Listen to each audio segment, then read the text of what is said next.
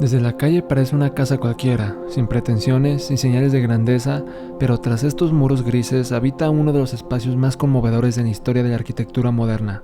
Esta es la casa estudio de Luis Barragán, en la Ciudad de México.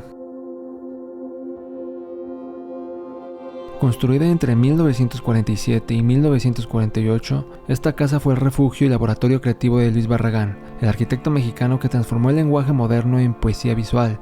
Aquí vivió, trabajó y rezó hasta su muerte en 1988. Barragán no solo diseñaba casas, diseñaba mundos interiores. Creía que la arquitectura debía provocar emociones, ser un lugar para la contemplación y la paz espiritual.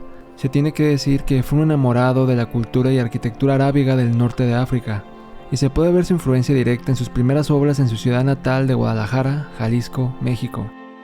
Valores y conceptos que desarrolló en su obra hasta sus últimos días. El silencio, la paz y la penumbra son tres características que el arquitecto tomó de estas culturas.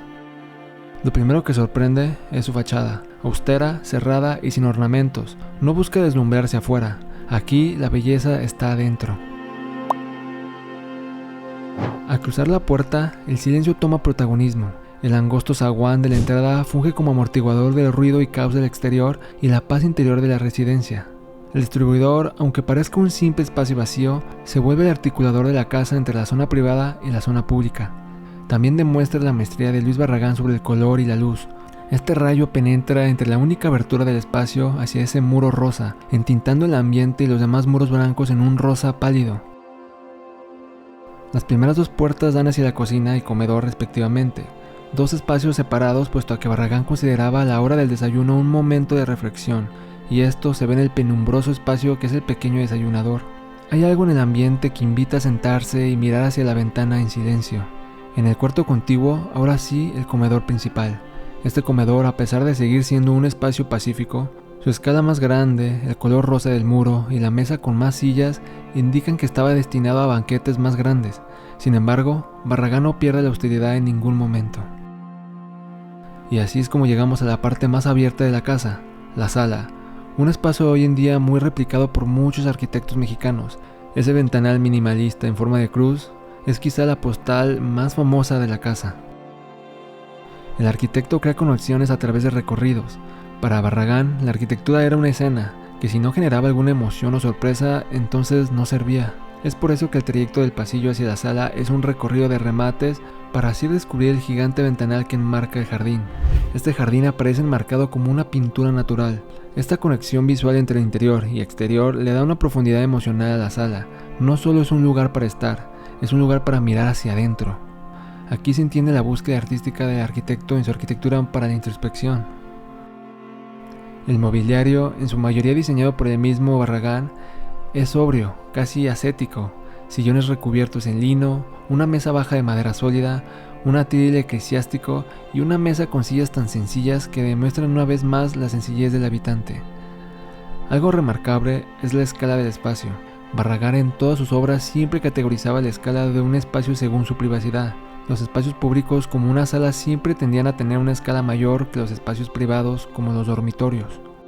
En el mismo espacio contiguo a la sala se abre el librero y espacio de ocio del arquitecto, un espacio donde la maestría del manejo de la luz con su función es digna de estudio. El gran ventanal de este lugar es el mismo que da la fachada, pero él no optó por un vidrio claro y transparente como lo harían muchos arquitectos o cualquier otra persona. Propuso ladrillos de vitrobroc que inundan el espacio en una luz tenue sin sombras. Esta luz natural se convierte en una perfecta herramienta para leer y descansar. En el mismo espacio de ocio nos encontramos con las famosas escaleras de cantilever de madera, que se volvieron como una postal en la obra de Barragán. Reflejan el minimalismo y calidez con el que él diseñaba. Estas escaleras llevan a un tapanco en la doble altura que funge como espacio de oración debido a su arraigado catolicismo. Algo verdaderamente único en la arquitectura de la Barragán son las escaleras. Estas siempre eran un motivo para convertir la arquitectura en escultura, algo que al mismo tiempo generaba una reminiscencia de la antigua arquitectura prehispánica en México. En planta alta se encuentran localizadas las zonas más íntimas de la casa, las habitaciones. La habitación de Barragán es austera, las paredes blancas y lisas envuelven un espacio limpio sin distracciones. La cama está alineada con precisión, no hay cuadros sobre la cabecera ni lámparas de diseño, hay una cruz discreta colocada con mucha humildad. También hay un escritorio pequeño, una silla, tal vez una figura devocional o una imagen religiosa. Aquí Barragán no diseñó para impresionar, sino para habitar desde la calma. Es un cuarto que recuerda a una celda monástica. Contiguo a la habitación de Barragán y dividido solo por el baño está el cuarto blanco. Así se le llamaba. No es una habitación de uso como una casa convencional. Es un espacio de contemplación, de pensamiento lento, como todo en la casa. Su uso es más emocional que funcional. Al lado de la habitación del arquitecto se encuentra el vestidor. Y no es un espacio lujoso ni amplio tampoco. No hay exceso, ni reflejos, ni vitrinas. Es en cambio una extensión directa de su dormitorio y por lo tanto de su filosofía de vida. Simplicidad, orden y recogimiento. El mobiliario minimalista hace juego con la arquitectura y la entrada de luz ámbar que nos lleva hacia la azotea. Este recurso a mí me encanta porque inunda los pasillos misteriosamente con luces de colores, vuelven los recorridos llenos de misterio y sensaciones. Ya en la azotea, una de las zonas más emblemáticas de su arquitectura y sin duda uno de los espacios más contemplativos y poéticos de esta casa. El cambio espacial y emocional es profundo. Es un espacio abierto al cielo pero cerrado a la ciudad con muros altos. Lo primero que impacta en la azotea es el color, no como adorno, sino como un muro vivo. Y esta azotea no puede ser más que también un espacio de contemplación silenciosa. Aquí el arquitecto pasaba muchas horas de reflexión hasta sus últimos días de vida. Finalmente llegamos al jardín, un espacio sublime e importante en la casa. Luis Barragán se consideraba a sí mismo un paisajista, de hecho, y es que el jardín no se impone, se revela.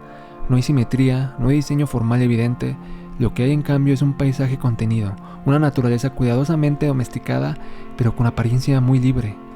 Al arquitecto no le gustaban los jardines contenidos ni domesticados, sin embargo, nada es aleatorio. Cada árbol, muro y planta están colocados con una intención.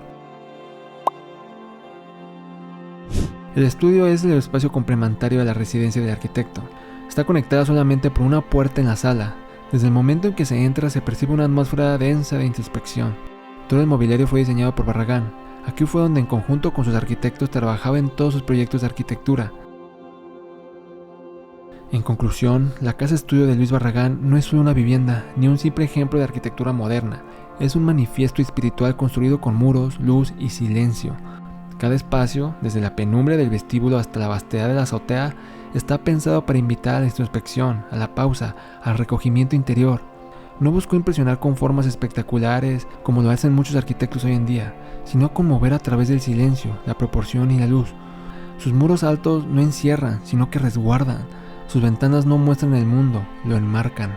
Sus colores no decoran, hablan con el alma.